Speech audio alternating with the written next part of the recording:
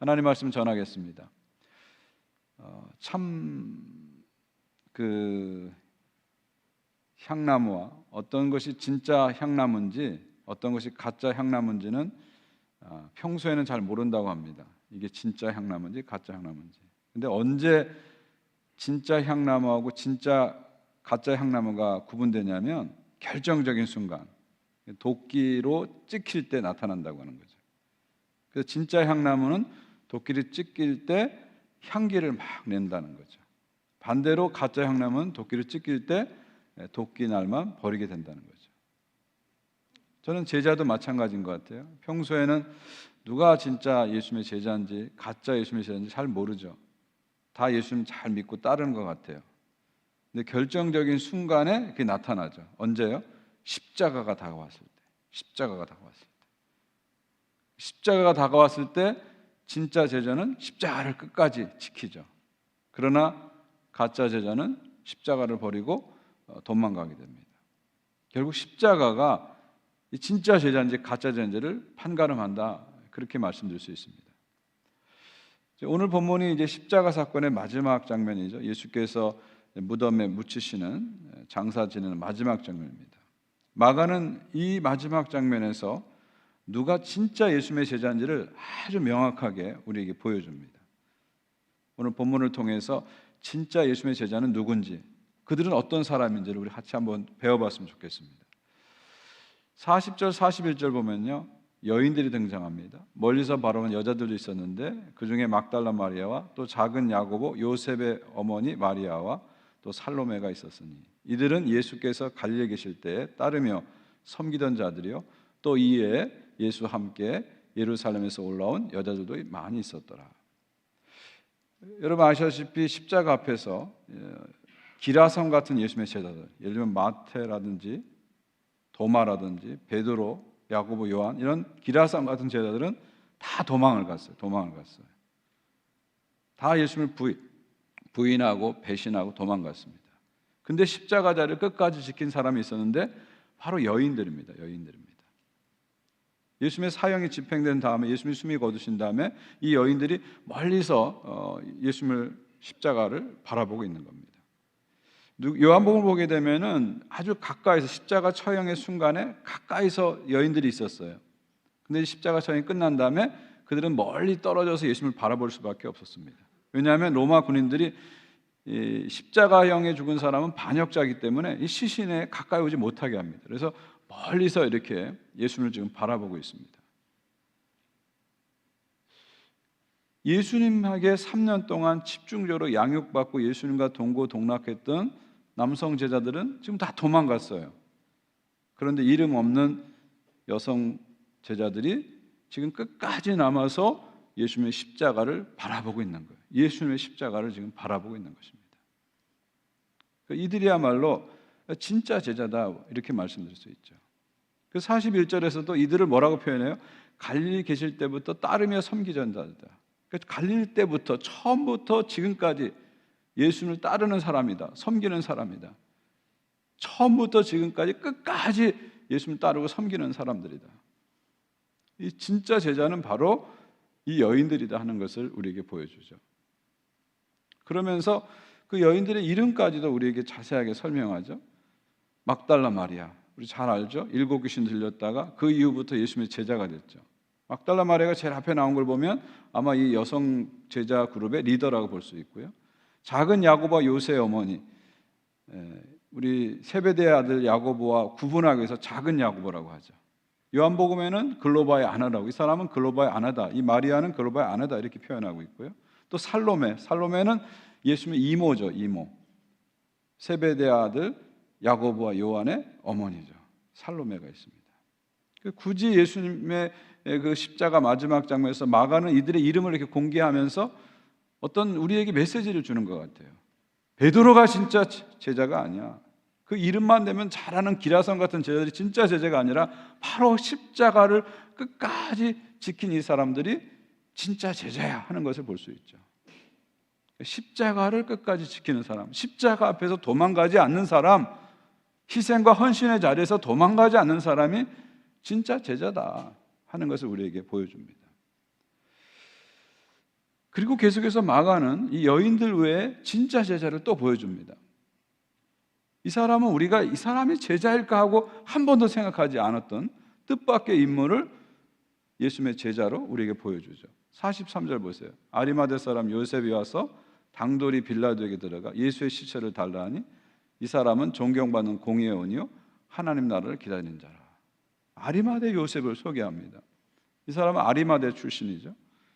지금은 요셉은 이제 예루살렘에 사는 아리마대 출신이지만 예루살렘에 사는 요셉입니다. 그 사람은 존경받는 공회원이라고 그래서 공회원. 무슨 맥입니까? 산헤드린 공회의 의원이라는 거죠. 당시의 최고 권력기관인 산헤드린 공회의 의원이다. 요즘 말로는 국회의원이다. 그런 말이죠. 또 마태복음을 보게 되면 이 아리마대 요셉은 부자다 이렇게 얘기하고 있어요. 그러니까 아리마대 요셉은 부, 권력, 명성 다 가지고 있는 거예요. 쉽게 말하면 잃을 것이 많은 사람이에요. 많은 걸 가졌기 때문에 잃을 것이 많은 사람이에요. 그런 아리마대 요셉이 지금 빌라도 앞에 나가서 예수님의 시체를 달라고 요구하죠. 근데 43절 자세히 보시면 그 행동을 뭐라고 표현했어요? 당돌이라고 표현해요. 당돌이. 왜 당돌이라고 했을까요?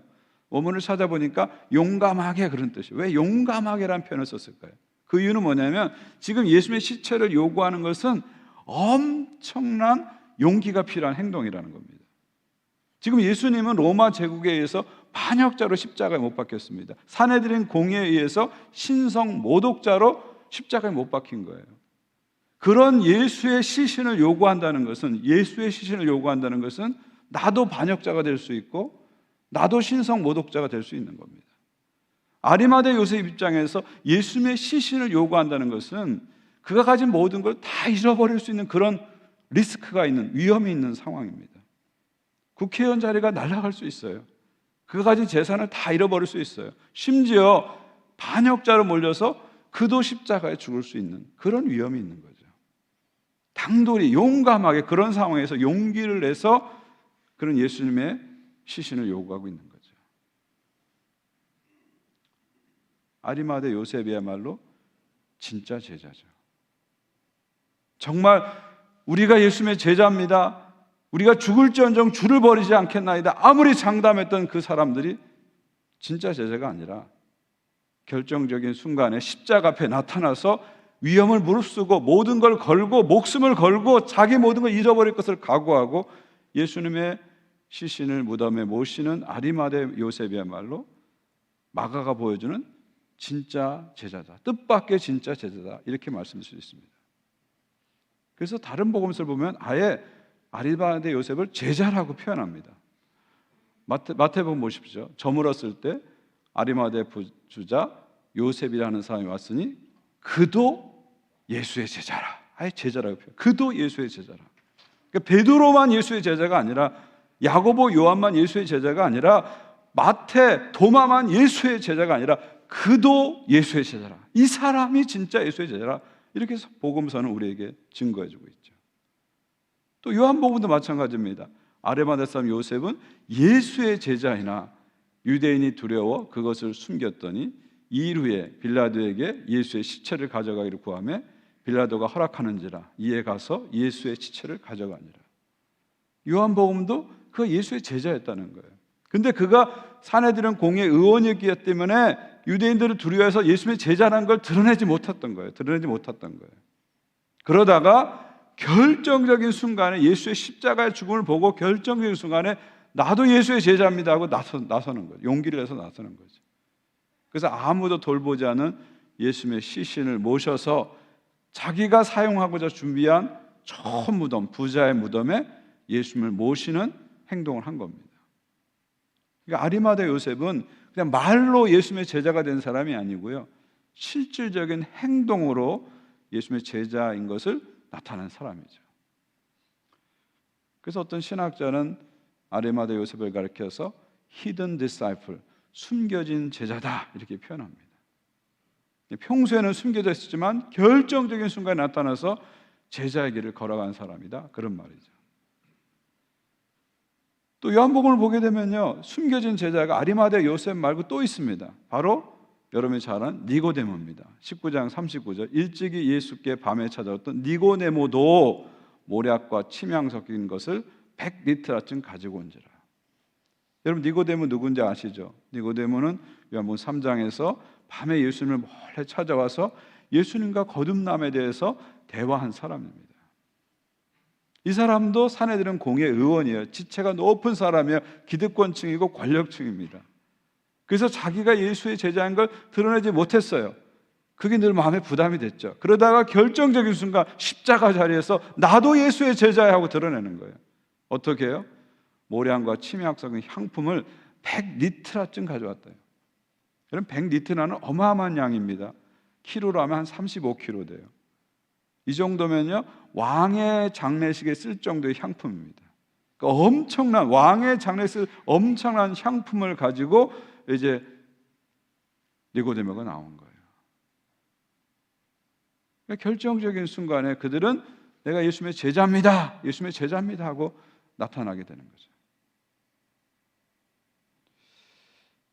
결국 진짜 제자는 누구예요? 이름만 걸어놓은 사람이 진짜 제자가 아니라는 겁니다. 예수님이 오병이어 기적을 행하고 병자를 고치고 귀신을 쫓아낼 때 나도 예수의 제자요 자랑스럽게 우쭐대고 나타나는 사람이 진짜 제자가 아니라 예수께서 십자가에서 비참하게 수치스럽게 죽으실 때 그때 나타나서 자신을 드러낸 사람이 진짜 제자다. 그 진짜 제자는 십자가에서 나타나는 거죠. 자기 가진 것에 연연하지 않고 그것 때문에 주님을 포기하지 않고 그것을 포기할정정 주님을 포기하지 않을 수 있는 그런 용기가 있는 사람이 진짜 제자라는 것입니다. 왜 오늘날 진짜 제자가 자꾸 사라지고 있을까요? 왜 그럴까요? 교육이 부족해서 그럴까요? 아니면 훈련이 부족해서 그럴까요? 그렇지 않습니다. 이유는 딱 한 가지예요. 희생하기 싫어서 그래요. 예수의 진짜 제자가 되려면 내가 가진 것에 연연하지 않고 내가 가진 것을 주님을 위해서 기꺼이 희생할 수 있는 그런 각오가 되어 있어야 되는데 오히려 내가 가진 것을 예수의 이름으로 지키려고 하고 내가 가진 것을 예수의 이름으로 확장하려고만 하고 있으니까 예수님이 주는 혜택만 즐기려고 하고 있으니까 어떤 의미에서 예수님의 제자가 아니라 예수님의 팬처럼 살고 있잖아요. 팬처럼. 그래서 예수님 좋아요, 예수님 사랑해요 많이 외치지만 결정적인 순간이면 예수를 모른다 하고 예수를 부인하고 예수를 위해서 조금 더 희생하지 않으려고 하다 보니까 진짜 제자가 자꾸 사라지는 겁니다. 여러분 어떻습니까? 여러분이 예수님을 믿고 따르는 제자들인데요. 어떻습니까? 여러분은 진짜 제자입니까? 아니면 그냥 예수님을 좋아하는 팬클럽 회원입니까?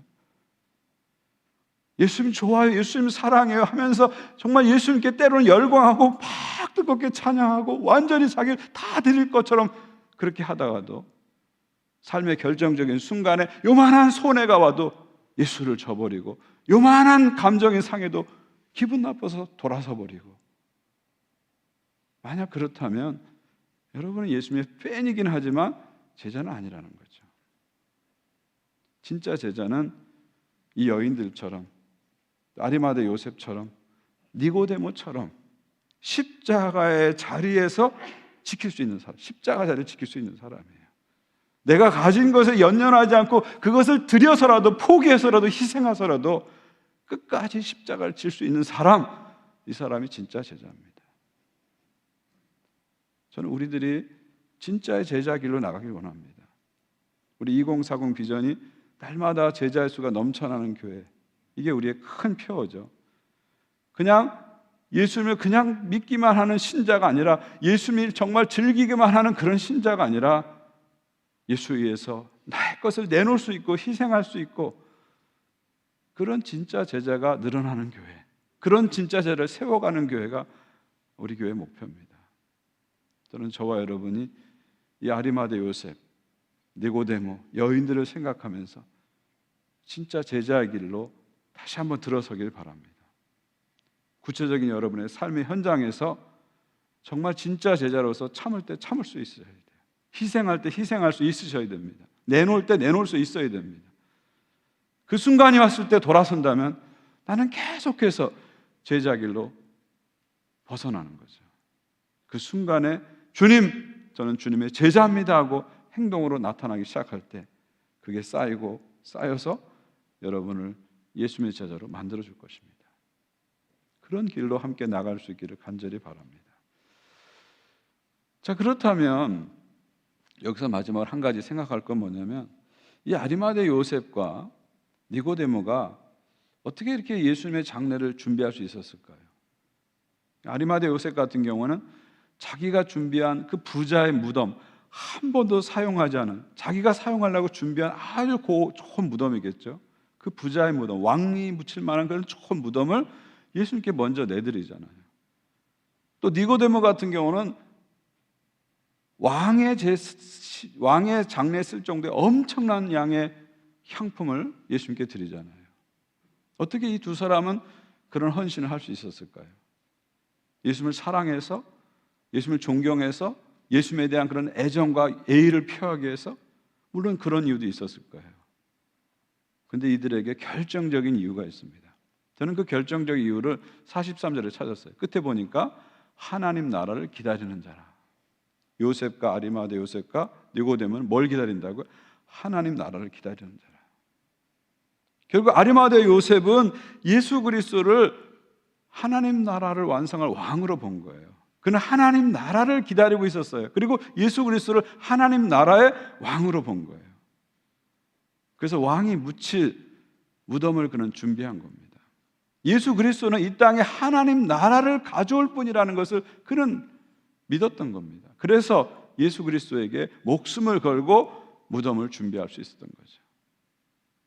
결국 이 아리마대 요셉의 헌신을 통해서 메시아에 대한 모든 예언이 성취되게 되죠. 여러분 잘 아시는 이사야 53장 보게 되면 메시아에 대한 예언이 쭉 나오죠. 우리는 다 양 같아서 제 길로 갔는데 하나님께서, 여호와께서 우리의 죄를 그에게, 메시아이신 예수님께 담당시키셨도다. 그래서 그는 도살장에 끌려가는 어린 양처럼 말없이 희생하셨고, 그가 찔림으로 우리가 나음을 입었고, 그가 상함으로 우리가 구원을 얻었도다. 그렇게 고백하죠. 메시아에 대한 예언이 쭉 나옵니다. 그 예언의 마지막 구절에 이런 예언이 나옵니다. 그는 강포를 행하지 아니하였고 그 입에 괴사가 없었으며 그 무덤이 악인과 함께 되었으며 그 묘실이 부자와 함께 있었다. 그 묘실이, 무덤이 부자와 함께 되었도다. 결국 이 마지막 말씀이 아리마대 요셉의 헌신으로 성취되는 거죠. 이사야 53장의 모든 메시아 예언이, 마지막 그 예언, 부자와 함께 묻히는 이 예언이 결국 아리마대 요셉이, 부자인 아리마대 요셉이 자기 무덤을 내어드림으로 메시아의 모든 예언이 성취되는 겁니다. 그래서 아리마대 요셉은 예수님의 예언을, 메시아 예언을 다 성취하는데 결정적 역할을 한 사람이죠. 그의 마음속에 예수님은 왕이시고 하나님 나라를 이루는 왕이시다. 그는 하나님 나라를 기다리는 사람이었기 때문에 예수님을 왕으로 믿었고, 그 왕이신 예수님께 자신의 무덤을 내어드린 것이죠. 이건 니고데모도 마찬가지입니다. 니고데모도 예수님을 왕으로 고백했기 때문에 왕이신 예수님께 왕 같은 향품을 다 드려서 그의 장례를 만들어낸 것이죠. 결국 이 사람들은 하나님 나라를 기다렸기 때문에 이 용기가 있었고 헌신이 있었고 행동이 있었다는 거죠. 이 세상 나라를 목표로 살았던 사람이 절대 아니라는 거예요. 만약 이들이 세상 나라를 목표로 살았다면 그 국회의원 자리 어떻게 내놓습니까?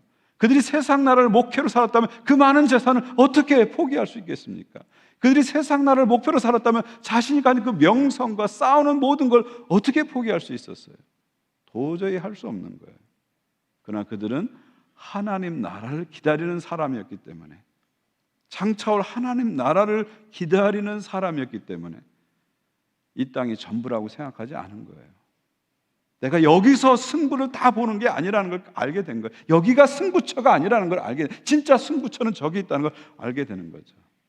여기서 인생의 결론이 다 날지 않는다는 걸 알게 되는 거예요. 진짜 결론은 하나님께 있다는 걸 알게 되는 거예요. 그래서 이 땅에서 포기할 건 포기할 수 있는 거예요. 손해볼 건 손해볼 수 있는 거예요. 또 참을 건 참을 수 있는 거예요. 그게 진짜 제자의 길입니다. 하나님 나라를 기다리기 때문에, 하나님 나라를 기다리기 때문에 포기할 수 있는 거예요. 더 큰 게 있기 때문에, 더 중요한 게 있기 때문에, 더 영원한 게 있기 때문에 덜 중요하고 덜 가치 있고 덜 영원한 것을 포기할 수 있는 거예요. 그거는 어리석은 게 아니고 지혜로운 거죠.